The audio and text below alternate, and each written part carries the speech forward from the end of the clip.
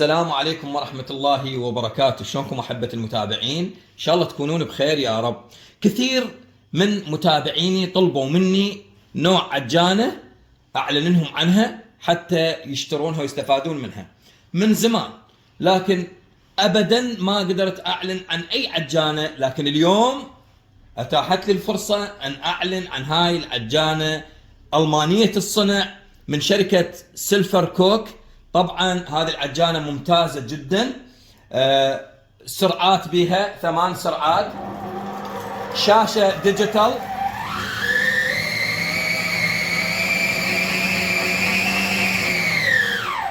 ثمانية سرعة، الشاشة ديجيتال مثل ما شفتوا، الوعاء سيلستيل دبل هوك يعني ما يعصيها اقوى عجين تعجنه. طبعا ثباتيه بالعجن، العجانه ابدا ما تهتز.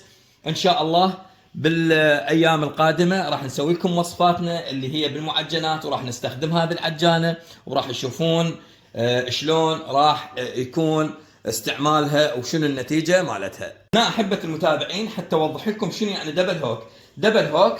شوفوا هنا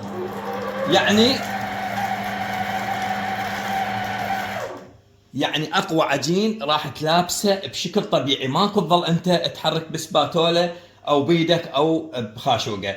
هو هذا دبل هوك، يطلع العجين درجه اولى. ملحقاتها ايضا احبتي مثل ما شفتوا، هذا الذراعين وهذا الذراع وهاي الخفاقه، وتحتوي ايضا على قاعده بلاستيك حتى ما تتطاير عندكم المواد. احبه المتابعين، هذه العجانه هي سعه 10 لتر، ممكن تسوون بها مقدارين الى 3 مقدار من الكيك. طبعا هذا المنتج اذا وصلك، طبعا هذا المنتج هو موجود عند الوكيل المعتمد شركة الأسدي، يجيكم هذا ملصق جودة وضمان الشركة اللي هي شركة الأسدي.